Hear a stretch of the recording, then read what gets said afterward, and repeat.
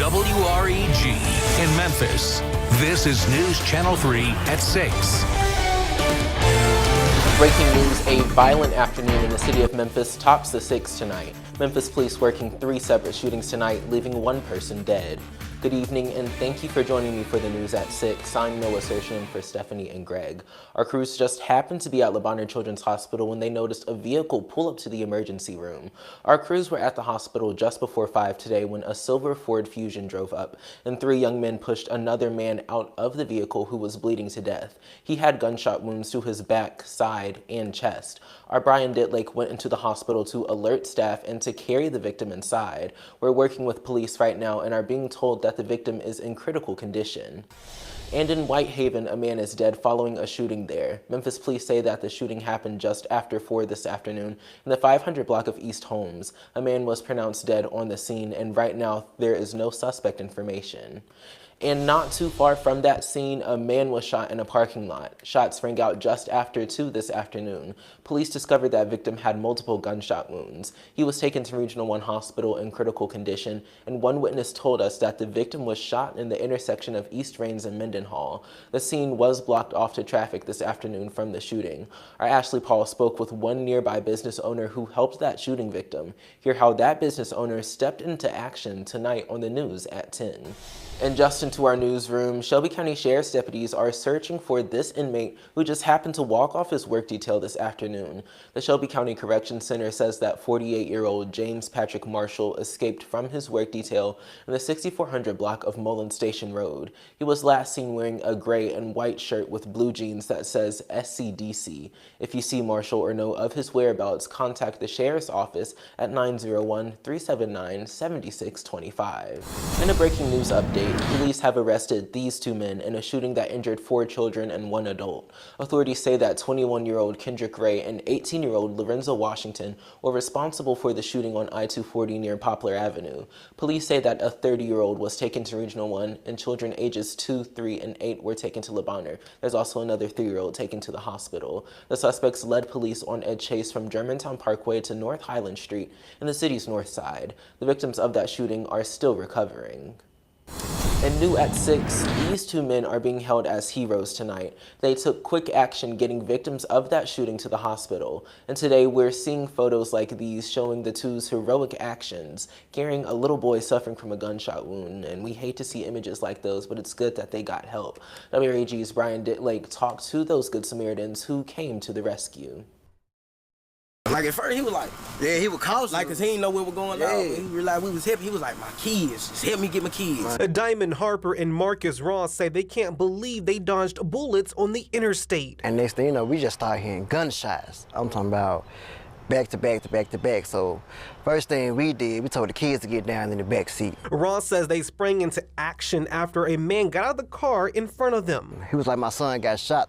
His son had fell on the ground. That's when my brother Diamond had picked up the little boy. Both men say while they were helping the family, they couldn't help thinking of their own children. I know the feeling, so I just was, I don't know, it was like a shock, but like, man, we gotta get it done. They then drove the family to the hospital. Grabbed the kids out the car, rushed in the hospital, I'm screaming, and kids and dad got shot.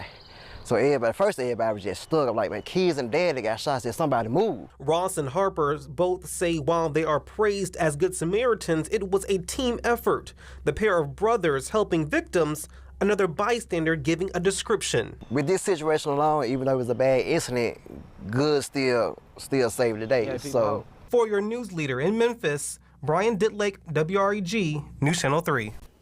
All right, some brave actions by those 2. Brian, thanks. Again, those shooting victims are still recovering in the hospital. We will let you know when they are released. Watson and Ray have a court date scheduled for this Friday. Well, it's been just 1 day since these 11 people were arrested in MPD's latest operation, Code Zero, that targeted street gangs and illegal activity on Tate and Boyd Street in Memphis. And all new at 6, we are learning that of the 11 people arrested, only 3 remain in jail. Jericho Carwell, James Polk, and Alexis Brown still remain at 201 Poplar tonight. They were all arrested on drug and gun charges. A 12th person was arrested, but their name has not been released since they are still under investigation. MPD Police Chief Chief C.J. Davis says drugs and illegal guns were recovered in the raid yesterday. And Memphis Mayor Paul Young had one sobering message to criminals in the city. Just know that if you are out there and you are doing things that are not uplifting our community, we are watching and we will be coming to get you. And according to a crime tracker in that area, police have responded to 340 calls in the Tate and Boyd area. In a crime alert, an investigation is underway at Rhodes College after a security dispatcher was held at gunpoint near campus. WREG's Quamitra Wilborn explains what led to the encounter. Those living in the area of Tutwiler Avenue and University Street near Rhodes College have a steady morning routine. Many people tell WREG they wake up, walk their dogs, and then check their cars to make sure they have not been broken into or stolen. I've heard they look for guns. Nearly every person we spoke to says car break-ins are common in the neighborhood. Someone had gone up and down the block and just broken almost every car window. This woman says she's always felt some comfort with Rhodes College security patrolling the area, but that may change now.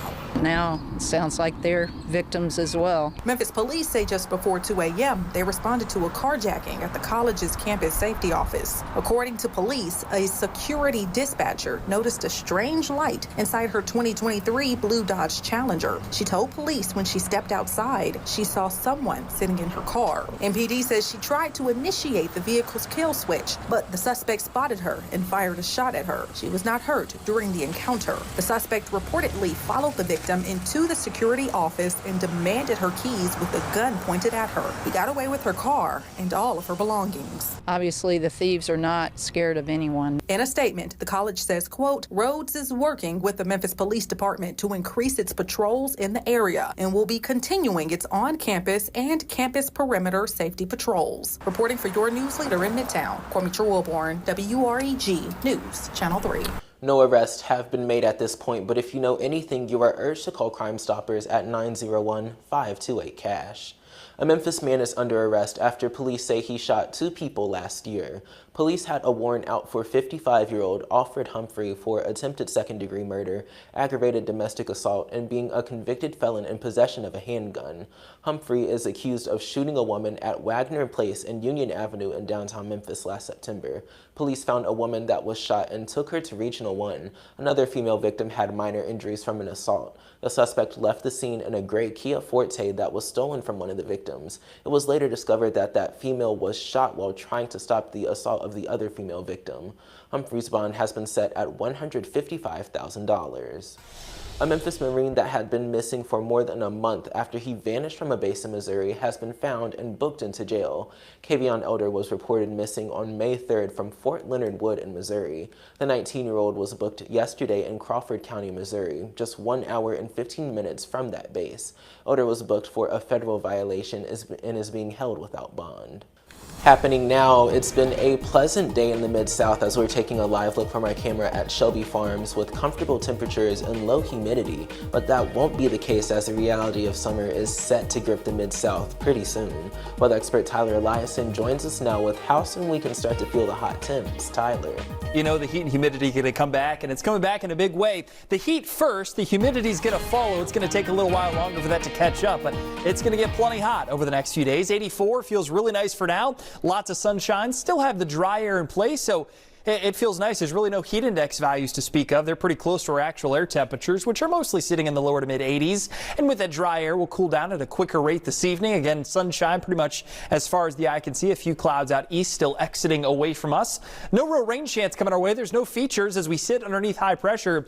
No cold fronts or anything that's going to come our way and produce any sort of rainfall through the weekend. Looks like early next week we could start to mix in just a few afternoon showers and storms each and every day, but the rain chances are slim, 20, maybe 30% any given day next week. And again, no rain chance until then. We cool off nicely this evening, upper 60s, low 70s by 10 o'clock or so. Overnight, still some 50s in spots. If you're outside of the city, 58s, 59s, maybe not quite as widespread with the 50s as the last couple of nights, but still really comfortable, and everybody's below average. Should bottom out here about 63 in Memphis tomorrow morning. Tomorrow's a warmer day. I think we get back to near 90 tomorrow afternoon. The good news tomorrow is it's still kind of a dry afternoon heat with the dry humidity or the dry air still in place for at least one more day, to be day and a half. Despite the warmth, it's still somewhat comfortable. It's going to be 90, but it's going to feel like 90 the next couple of days. Smoking hot weekend coming our way. Have some upper 90s in the forecast by Father's Day. Again, we're dry for the next few days, but some rain chances get mixed in next week. We'll lay out that full forecast for you in just a bit. All right, Tyler, we'll check back in with you soon. A man is recovering after being injured in a motorcycle crash. It happened just before 1 in Cordova today on Charles Bryan Road. Sheriff's deputies say that he was taken to the hospital in critical condition. Well, it was an explosive board meeting last night from this video as many central office staff spoke before the Memphis-Shelby County Schools Board and superintendent as they expressed their frustrations with the proposed plan Dr. Fagans has to lay off and put central office staffers back into schools. However, some people support Dr. Fagans' ambitious plan. WREG's Shay Arthur spoke with some teachers in the district that support these changes. Look out for these people. Passionate, at times fiery discussion at the Memphis-Shelby County specially called school board meeting Tuesday. Let us collectively dispel the misguided notion that human resources and other central office employees are not committed to their roles. The superintendent calling the proposed changes necessary, shifting jobs, as she called, closer to the classroom to help battle low reading and math proficiency in the district and ensure other necessities for adequate learning. Telling board members and those in the audience, these have been the hardest decisions that have not been made in years before her. It's absolutely urgent. It is unconscionable for us to think that it is not. When every child that I have met, laid my eyes on, their families, the leaders who serve them, and even the folks in this room who are clapping, they have shared that next is now. Amen. Urgency now. Is now. A current math teacher of 40 years and a graduate from the district herself spoke about the proposal. I'm here to thank you for taking on the task of transformation and restructure. It is not an easy task, nor is it a task that everyone's going to be happy with. She says she's watched changes happen at the district for years. I ask and I pray that we come together to save our children and to save our city. The president of the United Education Association of Shelby County also sharing her thoughts. So I thank you for expressing your strategic vision of prioritizing the needs of Memphis-Shelby County school students by reallocating resources to ensure a stronger focus on classroom instruction. For your news leader, Shay Arthur, WREG News Channel 3. And we asked Board Chair Green today about a timeline for when that pause would end. She said there is a budget hearing set for tomorrow. She expects to have an update within 48 hours. Looking ahead, are you in need of a fresh cut? Well, you will soon be able to get free haircuts and hairstyles at one community center this week. Memphis City Councilwoman Jana Swearengin Washington is teaming up with the Tennessee College of Applied Technology and the Neighborhood Hero Group to give free hair care to people at the Glenview Community Center tomorrow. The event will be between 5 and 8 p.m. Boys and girls under the age of 18 will be given priority, but all community members are welcome. Women and girls are asked to have their hair washed before they arrive if they are seeking hairstyling. Coming up, drag racing isn't only a problem in Memphis, but it's becoming an issue all around the volunteer state.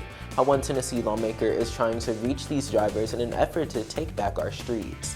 And gun safes are supposed to keep weapons safe and out of the hands of children and thieves, but now some safes are being recalled. Details just ahead in tonight's Consumer Alert, next on The News at 6.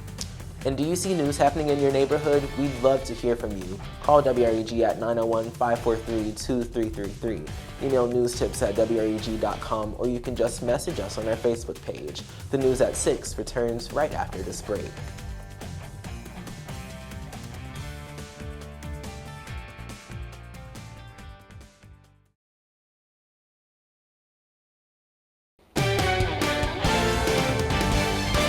Governor Bill Lee is giving his stamp of approval for stopping street racing across the volunteer state.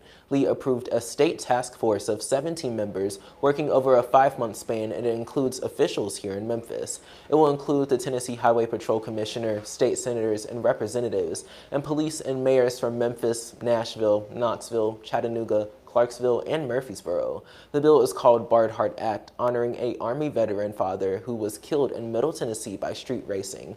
Representative Mike Clark sponsored the bill, working closely with Davidson County Representative Jason Powell, who has seen the issue firsthand in his district. Representative Sparks said that they need to reach people as directly as possible and share the consequences. What is sad is when these guys get arrested, they've got a criminal background that's going to hurt them getting jobs. So what can we do to reach these on the front end? We've got to start reaching these kids with the messaging on TikTok, Facebook Reels, Instagram, and let them know that there's consequences for your actions. And you don't want to get a felony conviction on your record. The first task force meeting will happen no later than August 1st. By mid-January, they will present their findings to the General Assembly and then disband. Well, in just a few days, the National Baptist Convention will host their Congress of Education classes at the Renaissance Convention Center in downtown Memphis next week. But the nation's second largest Baptist convention, Southern Baptist, just made the decision to reject a ban on allowing women pastors permanent in the church constitution. The vote received support from 61% of the delegates, but failed to get the two-thirds supermajority. Critics claim today's vote was unnecessary because the Southern Baptist Church can already oust churches that have women as pastors. Well, in tonight's Consumer Alert, a warning after thousands of gun safes fail to protect families and keep certain people out. Plus, a recall of a product for infants that parents will want to know about. Here's WREG's Chief Consumer Investigator, Zanetta Lowe. Well, you always hear us talking about helping to make the community a gun-safe Memphis, so let's start with that recall of gun safes. More than 130,000 of these gun safes are being recalled after the company got dozens of reports of the biometric locks being opened by unauthorized users. The recall involves the Sanctuary Quick Access Biometric Home Safe and the Sport-to-Field Home Defense 4-gun biometric safe. The safes were sold at Costco. The maker says customers should stop using the biometric feature of the gun safe, remove the batteries, and only use the key when storing firearms. They can call the company for a free repair kit. And sadly, a fatality is connected to the recall of more than 1.2 million rechargeable lights. The Good Earth rechargeable integrated lights sold at hardware stores nationwide have a battery that can overheat and ignite the plastic. The company's gotten several reports of the products causing fires. Customers should stop using the lights and contact the company for a free replacement or refund. Parents and caregivers, listen up. These infant carriers from Joy by Marketplace are being recalled because they violate federal safety and suffocation standards. The exterior is navy. They were sold at Walmart.com for around $20. The maker and Walmart are notifying affected customers. For your news leader, Zanetta Lowe, WREG News Channel 3.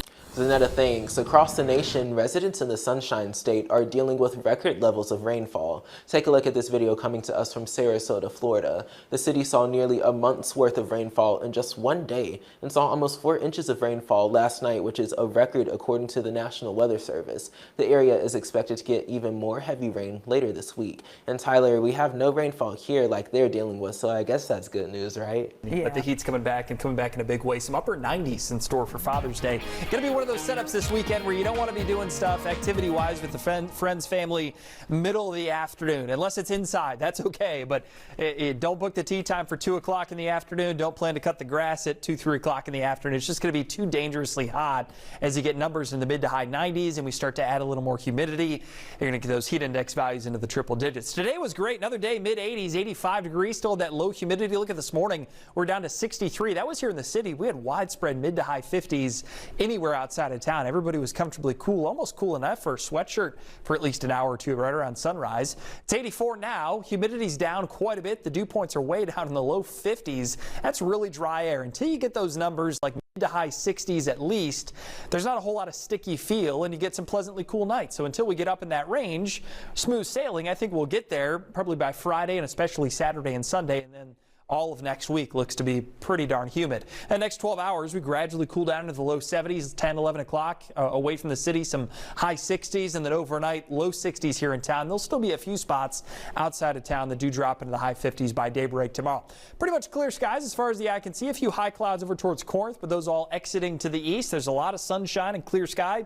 Back to the west, there's high pressure kind of right on top of us, and no features coming our way through the weekend that will give us any meaningful rain chance. And even next week, what rain chance we do have is just kind of sporadic, a few little spotty showers and storms each and every day during the afternoon hours. The lucky few folks that get those will have the heat and humidity broken for a short time, but again, it's not widespread rain.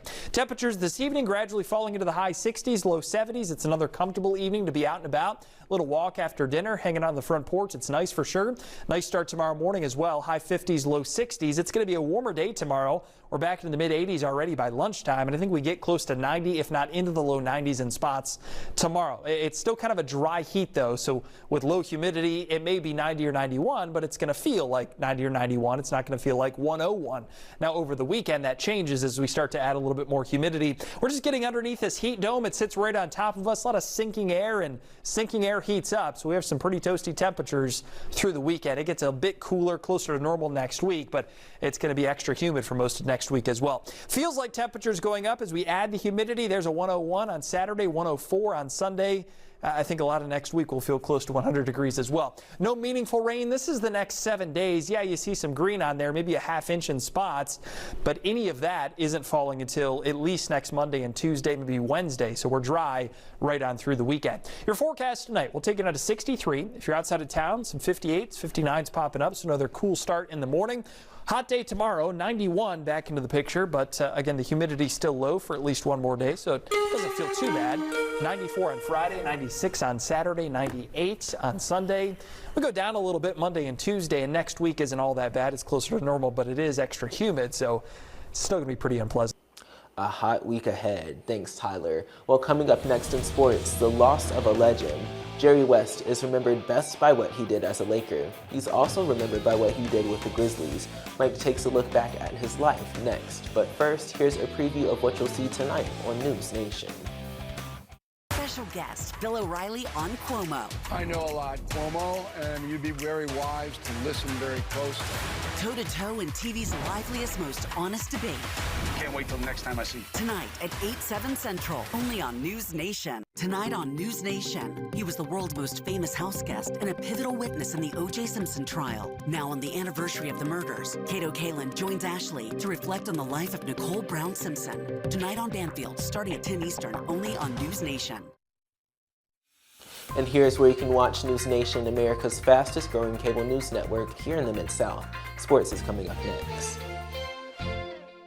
Your number one 6 p.m. newscast, WREG News Channel 3.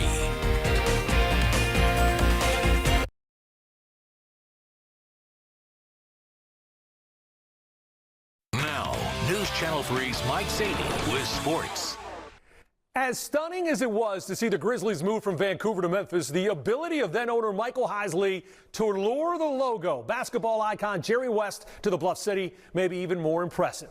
The NBA losing one of its all-time greats today as West passed away at the age of 86. He spent 5 seasons as the Grizzlies president of basketball operations, the architect of a team that went to the playoffs in 3 straight seasons. Hubie Brown won Coach of the Year. West was named Executive of the Year, helping build the foundation to what is now one of the top young teams in the NBA. Coming off a 1-1 draw with Colorado Springs and winless in their last 2 matches, Memphis 901 FC back on the pitch tonight, back at AutoZone Park for their second of 3 matches in just 8 days when they take on Rhode Island FC, a team that heads into Memphis with a league-low 1 win. First touch from the zone tonight is 7 p.m. Highlights, of course, at 10. All right, we'll look for that update again at 10. Thanks, Mike. But before we go, let's get one quick check of the forecast. And we're getting hot. The humidity a little slower to return, so tomorrow's still kind of a dry heat, but we're up to 91.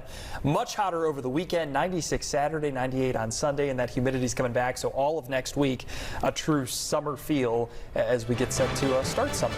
Thanks, Tyler. Well, that's all the time we have tonight for the news at 6. We'll have more on that man who was dropped off at Le Bonheur Children's Hospital tonight on the news at 10. We'll see you then. Have a great evening.